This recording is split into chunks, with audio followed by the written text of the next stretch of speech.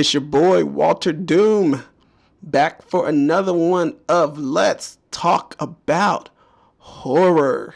Yes, yes. Okay, I'm coming off way too hype right now, but there's no hypeness that's going on right now that I'm about to talk about. So over this past weekend, we got news that Mac Miller died. I don't know how many of you guys are a Mac Miller fan. I know it's not horror related, but Mac Miller is one of my favorite young rappers that's up and coming right now.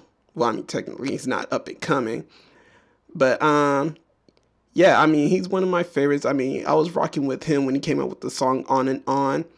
I like the mixtape Faces that was by him in his last album before Swimming, The Divine Feminine. I just want to take a moment of silence because we found out that he passed away from a drug overdose on Friday. And believe me, that shit hit me like a ton of bricks. I was actually hella surprised to hear about this news. So yeah, I mean, I just want to take this time to take a moment of silence to pay respect to his life right now.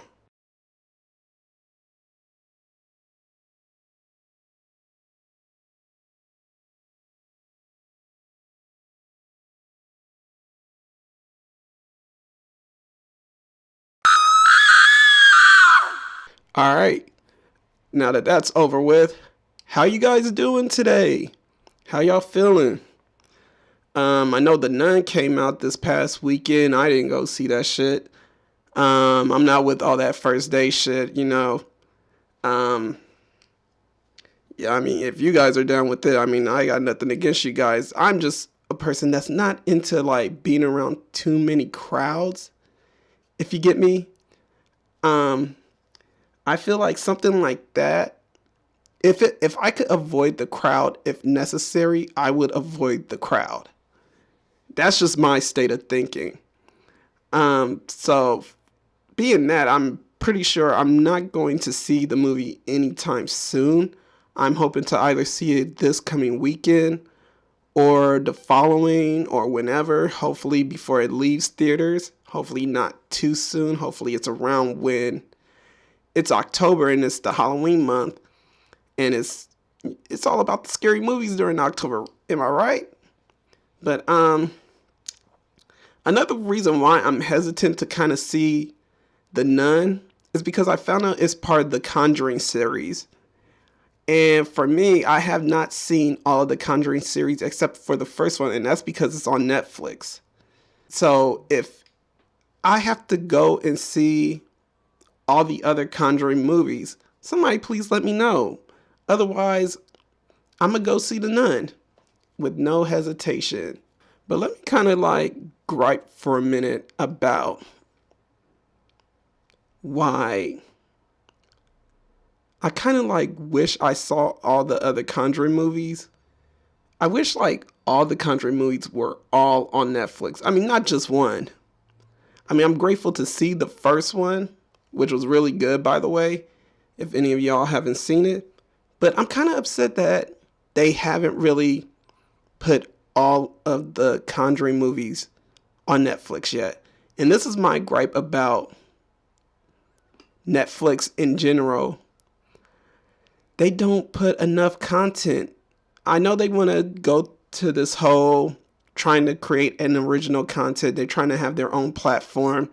So they're trying to have their own TV shows, movies, whatever they're trying to like deliver.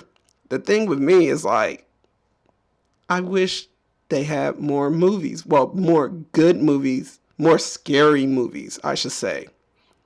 I feel they haven't really fulfilled my horror needs as a horror fan.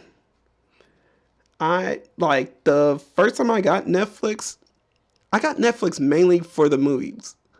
I've mainly got it for like movies like The Exorcist because I saw that was on Netflix and I was like, let me take the opportunity to actually check out Netflix because I didn't want a Netflix account at first.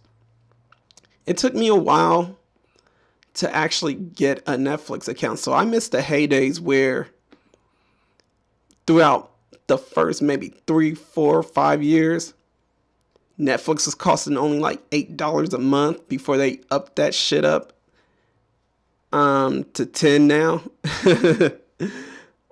And depending on what kind of Netflix account you got, I mean, you could be paying up to $15 now, which is so ridiculous. But yeah, I literally got it mainly for trying to watch The Exorcist. When I got the account, I saw Exorcist was on there, but the next day when I tried to watch it, it literally went away. That's when I started learning about Netflix only keeps movies on their platform for a certain amount of time. That's what I did not know. That's what no one else told me. But I have the account. I got the account. I start looking through the horror section. I noticed they had Friday the 13th on there. Now, I may have watched the first Friday when I was younger, and then I watched movies like Freddy vs. Jason and Jason X after that. I did not see the whole series in between those movies. So it was a good opportunity to actually watch those movies. So I ended up watching Friday from like 1 to 3, then 5 through like whatever, well, 5 through 9, I believe, because that would be before Jason X. And my thing when I was looking through those movies was, where's Friday the 13th Part 4 at? I was really thrown off when I realized the fourth one was not on Netflix. It literally didn't get on Netflix until maybe a couple of weeks after. And after it was on there, I mean, I already watched through like all the other series of Friday the 13th. The fourth one was the only one that was like lagging behind. So I ended up watching it, and I enjoyed the series a lot. It was definitely well deserved, well weighted, and I was glad to have it. But then that's when I noticed, when I was trying to look for all the other types of horror movies, all the other classics, they literally did not have those classics on there. And that's my thing about Netflix right now, is because they're spending more time trying to develop this whole platform of, hey, we're creating our original content. We don't want to pay for anything else. Kind of angers me a little bit, because my thing is, I got you literally for the movies. I did not get you for TV or anything else like that. I got you literally to watch movies because you're the one site that's supposed to be the movie streaming site. It's like Spotify having a platform, and then all they're doing is just giving you Spotify original artists. And it's like, no, motherfucker, I did not pay for this shit.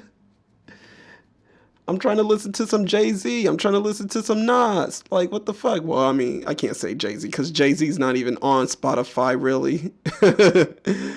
Oh, man. But that's another story. But I just feel like there's so many other streaming platforms that are becoming better than Netflix.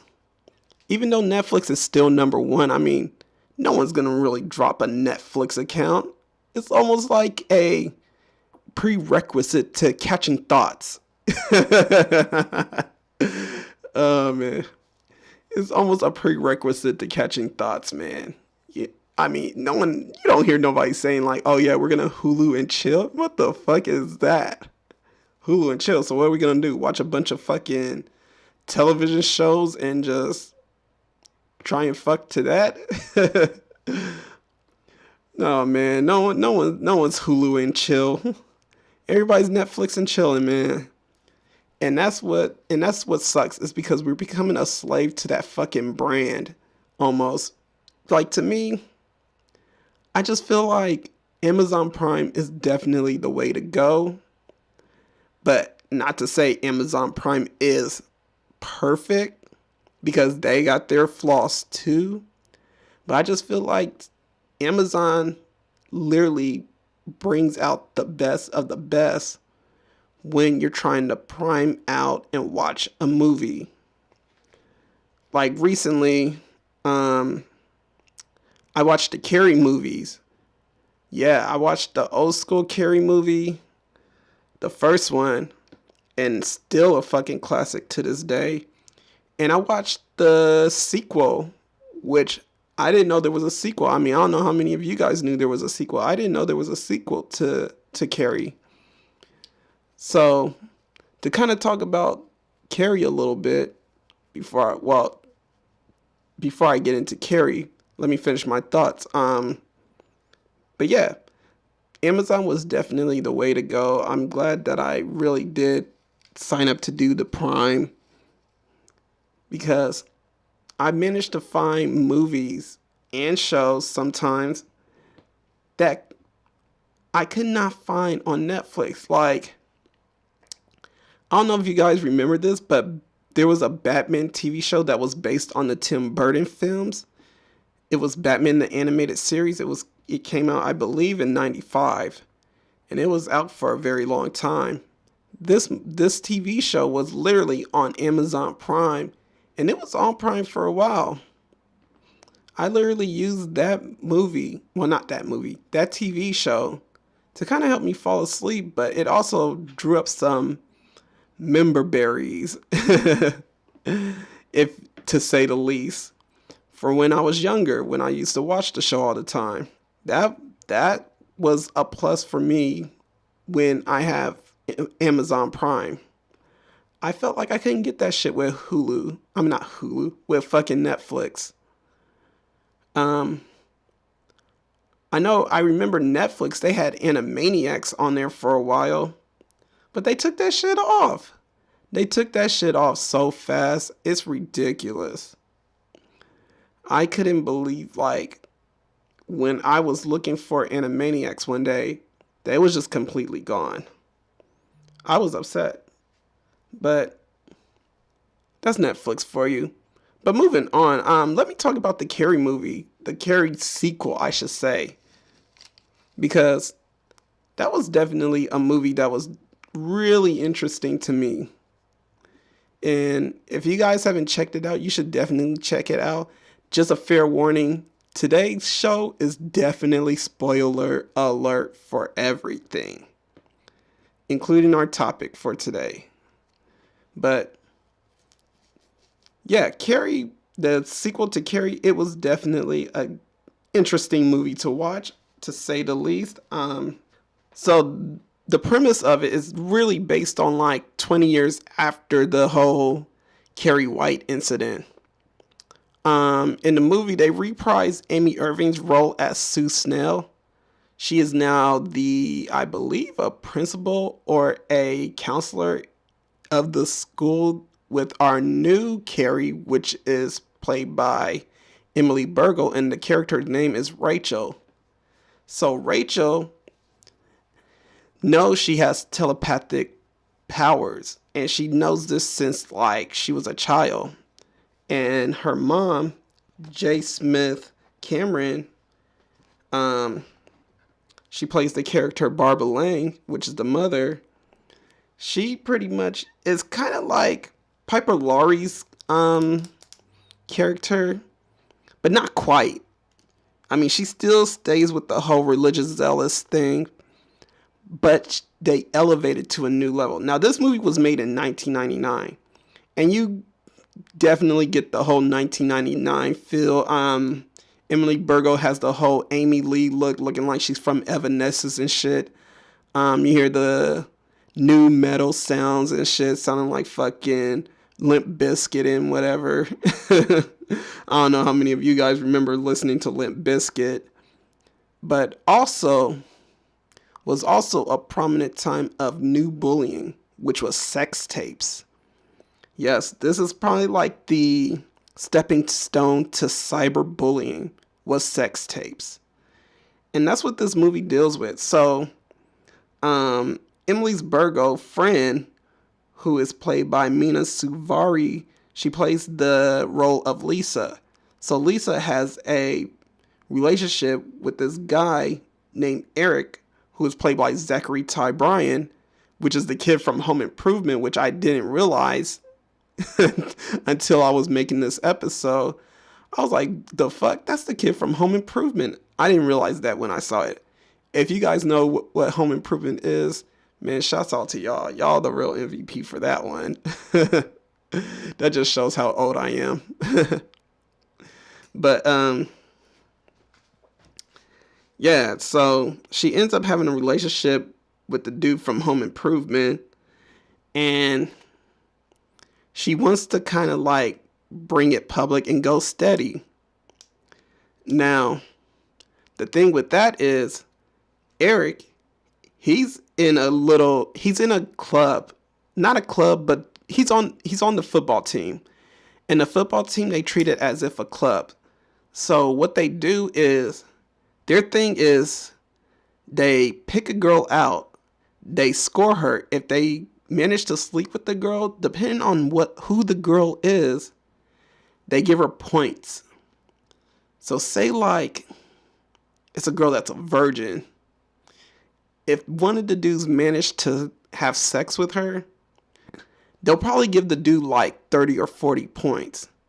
If a girl claims that she's a lesbian and the dude ends up sleeping with her, they'll probably give the dude 30 points. Basically, they're literally keeping score, and not only are they keeping score, but they are also filming it. Some are knowing, some are not. Just to keep that in mind. So in the movie, Lisa finds out that Eric doesn't care about her, and she commits suicide by jumping off the building at her school and landing on top of somebody's car. That shit is real fucked up. I gotta say, it's real fucked up. So in the movie, it's really about like Rachel trying to figure out why she killed herself. She couldn't figure it out. Well, she eventually figures out how she died. But throughout the movie, I mean, I guess it kind of like doesn't center around her trying to get revenge right away.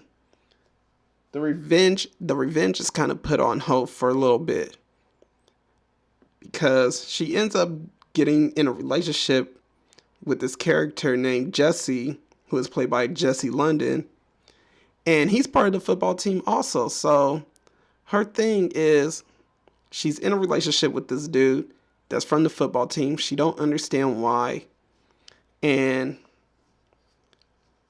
all she want to do is kind of move on with her life a little bit past Lisa's torment.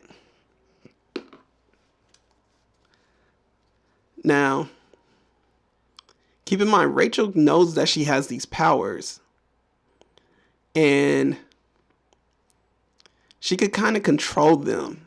Like she could control them, but she can't control them. Like she's not like Carrie. I mean, if you guys seen it, I'm pretty sure a lot of you guys seen it. But in Carrie, she pretty much is like discovering her powers, and she doesn't really have much control of them. So if she gets real emotional and crazy, that's somebody's ass. Whereas Rachel, she already has a handle of, she knows she has these powers, she has a handle of them, but she's still trying to develop and trying to maintain control. So we find out like later on in the movie, and I don't even know how this is even possible, but here's the spoiler. Apparently Emily is the half sister of Carrie, which made me go, what the fuck? How is that possible? I get it. I mean, the event was 20 years ago, which means Carrie's dad had to meet Rachel's mom 3 years after the whole Carrie incident. Now, what had me confused about the whole thing was how does that shit work? How old is the character supposed to be? I was totally confused throughout the majority of when that dialogue came about. Like, everything else was cool to me. Everything worked as far as like the way they built up everything with the relationship between Rachel and Jesse, and just them going through that little tumultuous moment of trying to be together, and the conflict between her and the football team. That made sense to me. It also made sense when they had Amy Irvine as Sue, kind of trying to help Emily, helping Emily Burgo's character understand how she got her powers. I felt like that brought a lot of continuity to the story, even though it was based on a story for 20 years ago. I thought it brought a lot of continuity to it, but as far as like the whole, you are the half sister of a chick that literally killed off a whole student body class at prom night. That shit kind of lost me for a second, Chief. I don't understand where the fuck that shit came from. I was like, what? Chucky, tell him what I thought. What are you, fucking nuts?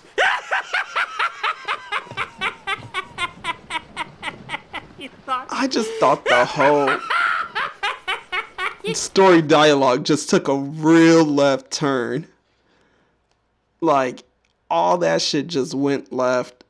It didn't kill the movie entirely for me. It wasn't like the fucking Babadook. Because you guys know, if you listen to last episode, you guys know how I feel about the fucking Babadook. Man, we won't get into that right now. But it was a decent movie throughout. Besides that whole little blip in the storyline. The way she killed everyone, because I know you guys are probably anticipating like, oh my god, how the fuck did she kill everyone? Because I mean, what would the Carrie story be without her, like, dropping bodies, making bodies hit the floor and shit.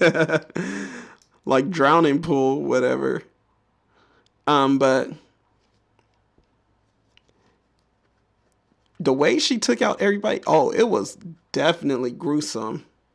Like, she was more savage than her half-sister. Whereas her half-sister was more into the torture. Rachel's more into, like, making sure they're dead. She was literally drowning people. She was killing people with CDs that she was moving. She took out some people with a spear.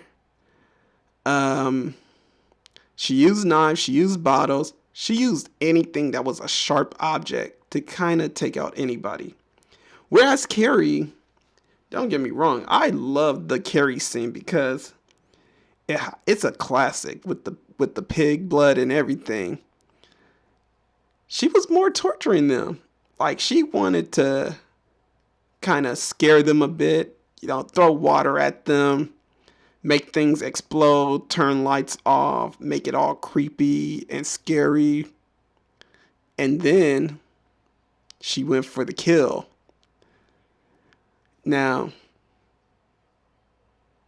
whose killing style I prefer out of the two Carrie movies? I honestly like Carrie's style. Believe it or not. That was like very interesting. I mean, it was like, to me, it was torture. It was definitely torture. It was more like, damn. Whereas Rachel, I mean, it was real quick. It was just, hey, sharp object, boom, you're dead. Whereas Carrie, you had to go through hell, like locked doors, water splashing you at a high power rate, lights turning out, everything just exploding around you, some people getting electrocuted, and then she set everything on fire. If that's not a brutal way to die, I don't know what is.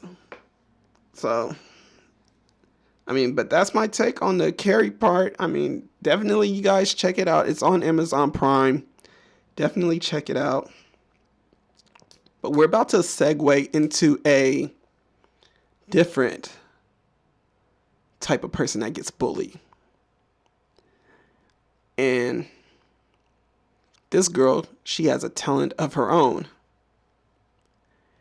I don't know how many of you guys seen the movie Teeth before. But yeah. Chucky, can you laugh at them one time?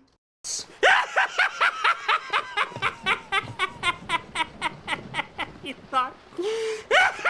Yeah, so Teeth is centered around the character Dawn O'Keefe. And what she is doing, she's coming to find out that she has a particular disorder, which she has teeth in her vagina, which they call vagina dentata. In this whole movie, she's pretty much just learning more and more about herself. Now, before I dig deeper into this movie, let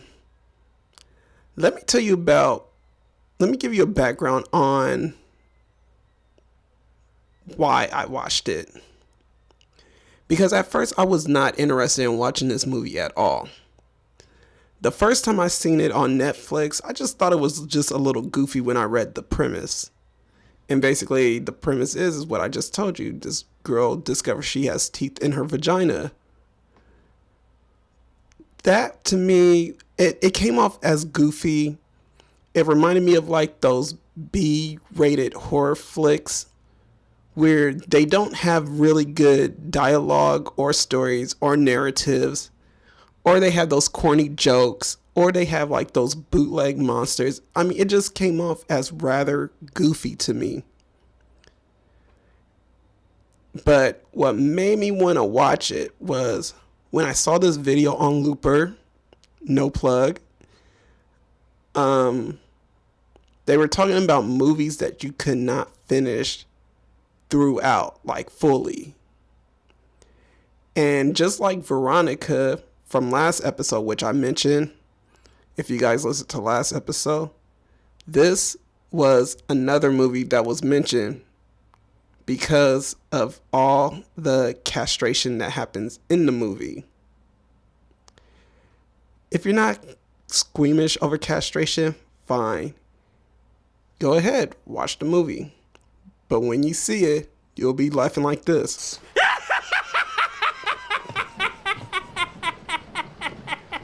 Yes. Yes. You will definitely be laughing because I'm sure as hell was laughing at it each time that shit came up.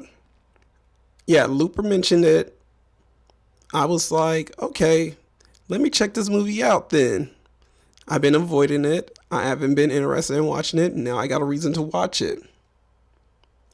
Watched it. First time watching it, and I've watched it multiple times, by the way. Watched it the first time. It was actually interesting. I kid you not, I did not have a disappointment watching it the first time around. It was definitely a movie that was real interesting to me. I mean, like I said, it wasn't like exactly what I thought it was, to be honest. It wasn't like a B-rated horror flick, but it wasn't an A also. It was kind of middle of the road in a way. Had a good story. Well, decent story, I should say. More of a decent story. Not to say that there wasn't anything predictable in it, because there definitely was predictability in this movie. This movie is supposed to be considered a horror, well, a comedy horror, to be honest. But there's not much comedy in it. Well, there's no comedy in it, to be honest. And the only comedy, like I said, is when it comes to the castration scenes. When this movie finished, I already assumed, before I read the article, I already assumed that this movie was really geared towards women. Which it was. It was definitely a movie that was geared towards women. Because this is definitely not a movie men want to go around seeing. Which is true. I mean, like I said, I read the premise of this movie and I was not interested at all. But after watching it, I'm surprised I even liked it. Yeah, so makes me kind of think about my thought process in a way. But this was definitely a movie that was geared towards women. And this is really like a movie more based on women empowerment. And here's why. The character Dawn, everything is based upon Dawn. Dawn and her gift is what women want to see in a film, especially dealing with a horror film. I mean, to be honest, for me, I thought women empowerment was a character like Carrie, just taking out motherfuckers left and right. I thought that was a good sense of women empowerment. Or Rachel Lang in The Rage Carrie 2, when she was taking out everybody left and right in the most gruesome way possible. But I guess that's not women empowerment enough. Probably. I don't know. I'm not a woman, so if any women feel different, hey, let me know in the comments.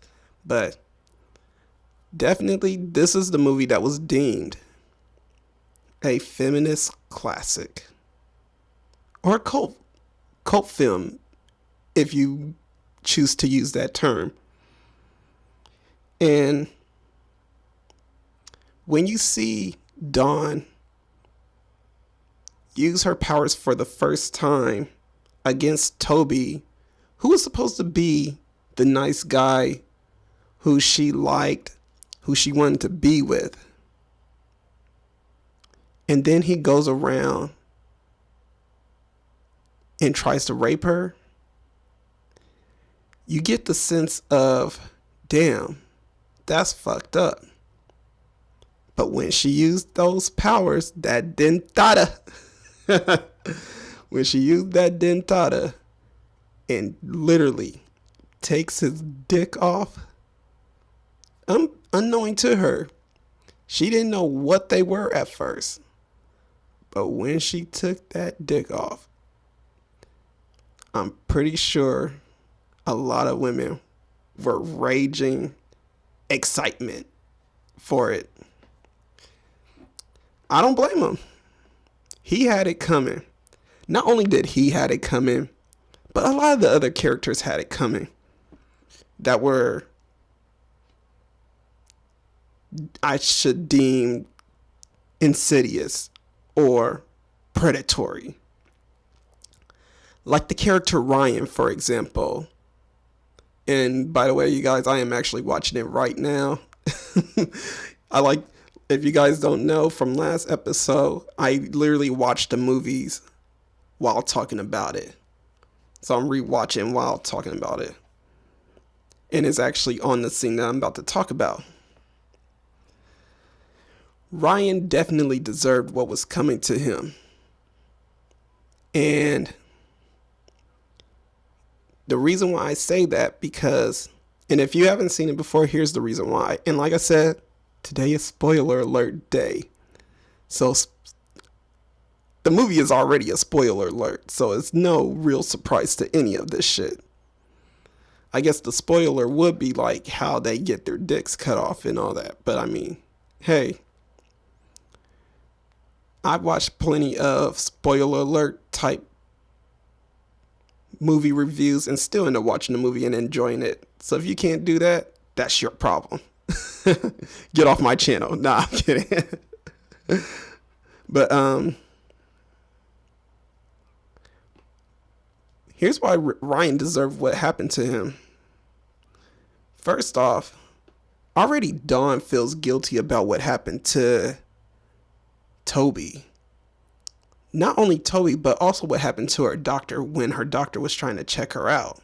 Now, at first, watching this movie, I didn't think the doctor deserved what happened to him. I just thought he was like an innocent bystander that just, got his hand cut off. But after rewatching the movie, and he was trying to test, in quotation mark, her flexibility, I realized he deserved it. He deserved every action that came towards his way, because when he tried to test her flexibility, I did not realize this dude was using a lubricating jelly. Now, if this was a video, you guys would see my face right now, and it's very WTF right now. I'm wondering how I missed that. And seeing it again, watching the movie again and actually seeing every little element into it, I'm just thinking like, damn, this doctor was being very perverted in the end. So he deserved to lose his fingers. So Dawn goes to her home to try and talk to her mom, her stepmom. But her mom is knocked out. And Brad is in his room, which is her stepbrother, fucking his girlfriend with the door wide open. Their mom in the hallway passed out. For whatever reason, probably drugged up by Brad. Who knows? So Dawn gets her to a hospital. Her stepdad is there. And she's just like, she got a lot of stuff going on in her head. She feels guilty about what happened to Toby. And she feels guilty about what happens to the doctor. So for her, the last resort was going to Ryan and tell him everything. Why? I don't know. She literally wanted to go to the police and tell them everything, but I guess she wanted reassurance from Ryan first. So she goes to Ryan, goes to his house, tells him everything. He's sitting there like a big dumbass, like, oh, she's here in my house. I guess she wants the D. I mean, he didn't give that indication at first, but we kind of get that motive later on, because here's what happens. He lets her stay, tells her to take a bath. He gives her a pill, tells her like, hey, this is to relax you. Just some random pill out of nowhere. She's telling him everything about the teeth and everything, and how like they're killing everybody that she comes in contact with. He's not paying attention to that shit. What we see in the next scene after he gives her that pill, he's setting up candles. He has the champagne ready. When she comes out, she's looking for her clothes. He hid her clothes. So she sits down next to him. He gives her the glass of champagne. She drinks a little bit, but ends up spilling it all over herself afterwards. That tells me she's drugged. And what this dude does next, he has her lie down on his bed. He has her undressed. And he is fondling her while she is literally in a cloud of not knowing where she's at. Now, for a comedy movie, I mean, that trope could kind of be played out because this movie was made in 2007. I mean, we pretty much evolved since then. But considering that this movie is dealing with predatorial men, it almost seems appropriate to have, in a way. But at the same time, it's not. And I'm going to touch bases on that later. But Ryan ends up having sex with her. She tries to warn him like, hey, the teeth, they're going to come after you. What are you doing? Now, she already told him this story about like how she needed somebody to conquer. Before she went in that bathtub, she told him that she needed somebody to conquer the teeth. And what he tells her before he starts having sex with her is, I'm conquering her. Manipulation. So they end up having sex. Luckily, he survives the night. The next morning, he wakes up. Well, they wake up together. She finds her clothes. She tries to get dressed. He teases her with the vibrator that he used on her the night before, and they end up having sex again. While they're having sex, his phone rings. One of his friends is on the other line. And he literally told his friend, like, yeah, she's here right now. He's like, no fucking way. He tries to put her on the phone just so he knows that she's there. She says no. And he's like, yep, she's here. His homeboy is excited. So he closes out the phone. And she's asking him questions. So, and here's where he really deserved what was coming to him next. Not to say his other actions didn't deserve what happened to him, but here's where it really boils down to, where Dawn starts realizing that she has control of her powers. So, after he hangs up the phone and she asks him questions, he tells her that he made a bet with his friend that he was going to sleep with her. Now, Dawn, let's touch base on Dawn a little bit more, because I feel like I didn't touch enough on the character of Dawn herself. Now, Dawn, like Harry, she kind of gets bullied for who she is by the boys and girls. And the way she is that she's all about purity, abstinence, and just saving yourself for marriage. Not a bad idea for someone. I mean, for someone who wants to have a strong Christian belief. But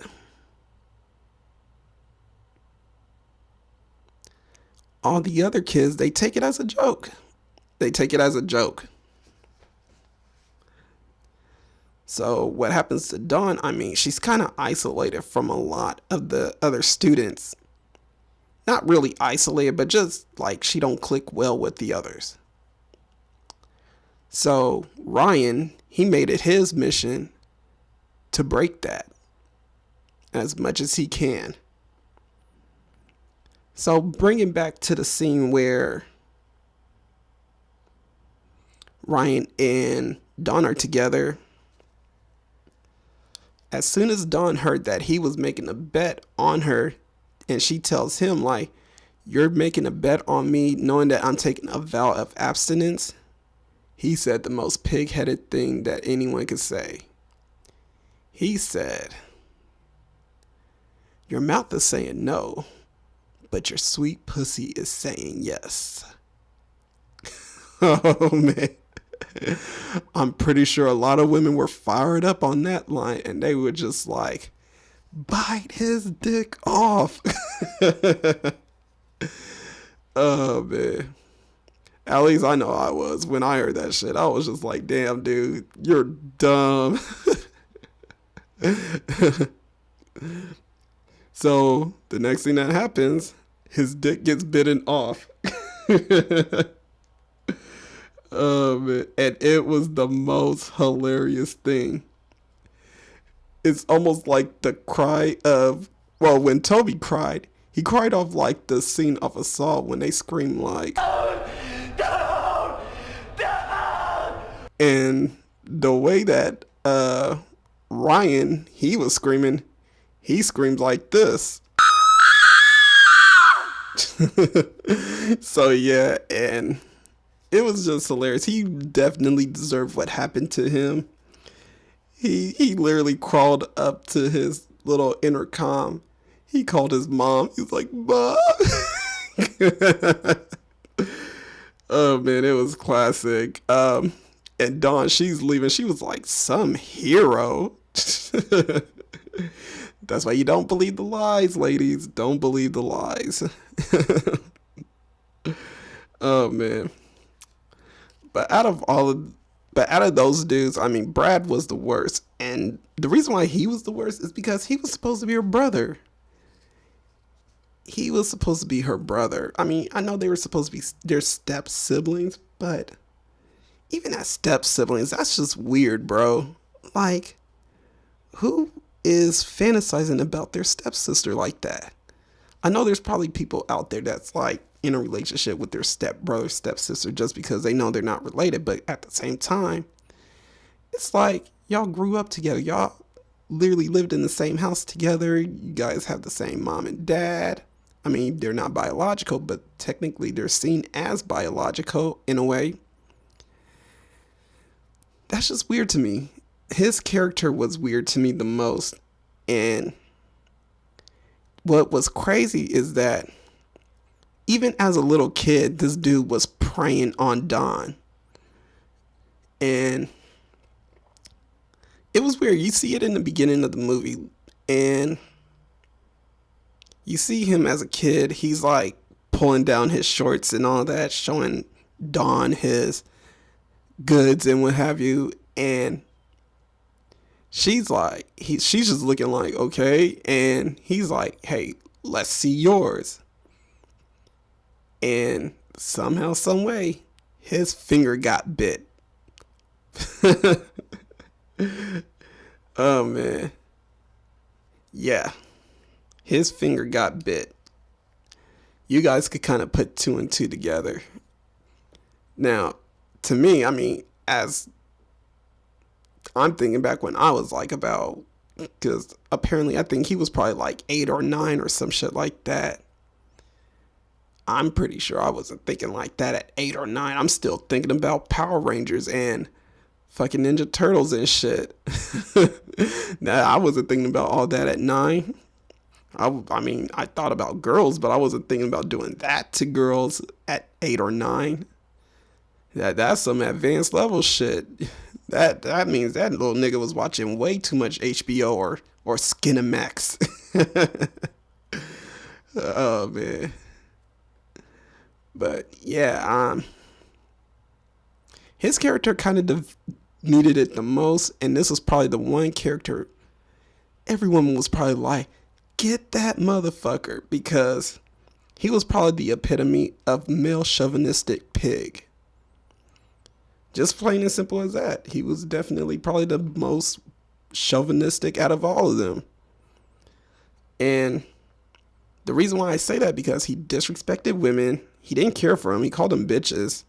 He didn't love his girl that he was with. He just fucked her, and that's all they do was fucking. He has that weird, like I said, attraction to his stepsister, where he's thinking that he loves her, but it's just some weird ass shit that he just want to fuck. He hates his parents, and I mean, he's just like brooding and hating just all together, man. Now, for me, I mean, I couldn't wait to see what happened to this dude when he got his bitten off. I was just like, yeah, somehow, some way, we know this dude is gonna get his dick bitten off, which it eventually does. And man, is it almost rewarding in a sense, but at the same time, if you're like someone that is like a male, like I am, at the same time, you're like, damn, that's fucked up. Because what happens is his dog, which he names Mother, I don't know if he's throwing shots at his own mom when he named the dog, but the dog ends up eating his dick after he gets it bitten off. But what's funny to me is like when he ends up with Dawn, she pretty much knows how to control it now. And she pretty much knows when she wants to actually make the teeth actually take action. So after that happens, when his dick gets bitten off, she pretty much gets off the bed, stands out in his room, superhero stance, and lets the dick fall to the floor. It's the most comedic moment you could see in a movie. I mean, it's gruesome, but it's very comedic. So, after that first watch, I mean, yeah, all those guys deserve what was happening to them. I mean, we see a perverted old man after he picking up Dawn and after she tries to leave town and hitchhike and all that. We see this perverted old man trying to like get him some, and she's already thinking like, oh, you know what? I'm about to fuck this dude up. If he thinks he's about to get in this, he's about to be in for a rude awakening. Man, can't trust bitches. No, I'm kidding. But it's funny also now that since I'm looking at this movie right now, like how does Brad not remember that she has the teeth? That's how he got his finger fucked up in the first place. And it's funny because he's laying on top of her and he has his fingers running through her mouth and he's looking at her and he has this oh shit moment before it all goes down. Oh man. But I mean, back to my main point. Yeah, this is definitely like something for the women to cheer on. But I also feel like it was misguided in a way also with these men. Because throughout this whole movie, which I know it's a feminist movie. Well, not a feminist. It's not really deemed a feminist movie, but a lot of women from this article I read on Vice, a lot of women that are pro-feminist kind of consider this movie a feminist movement type movie. What I realized after watching it is that I felt like a lot of the men, just men in general, were portrayed in the most negative aspect as possible. As much as I like the movie, don't get me wrong, the movie is cool. It's definitely aspects of it where it could be kind of misguiding in a sense, where we get this one-dimensional look at men. Now, the thing is, if this movie was any serious about like how it was portraying this whole thing, I mean, even with the goofy aspect of teeth in the vagina, if it took a more serious role as how they wanted to present the movie, we need to see more dimensions than just one-dimensional characters. And what I mean is that all the men that we've seen in this movie were just men that were preying on her. Now, I understand that was to move the plot along, but at the same time, I was just like, why does every man have to prey on her? Like, the only one that wasn't preying on Dawn was her dad and her friends. Well, the boyfriend of her friend. I don't know if she was friends with the guy or not, but Yeah, the guy that was friends with her, he wasn't preying on her. But that's because it was lack of screen time. Now, I feel like if there was any like alone time with Dawn and the friend's boyfriend, damn sure he would have been written as someone that was going to prey on her. Because that's how the movie was written. The teachers, none of the teachers hit on Dawn when it was like a group thing. But if we put Dawn alone with those teachers, maybe like to check homework or whatever, those men would have preyed on her also. And to me, it just feels like, why? Why do we have to have all these characters preying on her? I mean, even with the doctor, I mean, did we really have to have a doctor that was very unprofessional? Why did he have to be the guy that was preying on her? He's just a fucking doctor. It's not his fault that he's a gynecologist. I'm pretty sure like he's already immune to seeing like all types of vaginas in his presence. But I'm not going to take it too serious because it's definitely a comedy, because that's what it's supposed to be. It's supposed to be a comedy. I mean, it's not a funny comedy as far as jokes, but the situations are definitely hilarious when it comes to like their dicks being cut off. I mean, that's the running gag for them, is the dicks being cut off. But I just feel like maybe it could have been more diverse. Maybe it could have been more characters that I felt that if they were talking to her, they were more friends, you know, someone trying to save her at least. Not to say she needed a superhero or a Romeo or a Prince Charming or anything like that. But I'm just saying, like, someone who was actually willing to help her. Because, say, like, the situation with Brad turned more violent than what it was. Even though it's a comedy, that would end in like a few seconds. But if it was more serious, if it was a more grittier type of horror movie as it was presented, because again, this is probably why another reason why I didn't watch this film, because it was the poster for this movie definitely misrepresented what this movie was about. And what this movie was about was just, it didn't reflect like what the poster was presenting. But let's say like if Brad turned violent and he was trying to kill her, you know, he had his gun, knife, whatever, the dog. Oh, it would have been more violent and she probably would have needed help. But they wanted to go the goofy route, but I get it. I definitely get it. I mean, the movie already had like a kind of like already a poor sense of help on trying to get produced. The movie was produced by Joyce Pierpoline and written by Mitchell Lichtenstein, which is Roy Lichtenstein's son. Which Roy Lichtenstein is a famous artist, a very famous and fantastic artist if you guys don't know already. I mean, I feel like a lot of people should know who that is, but yeah, he's a famous artist. It was already tough for them to kind of secure funding, and that's because of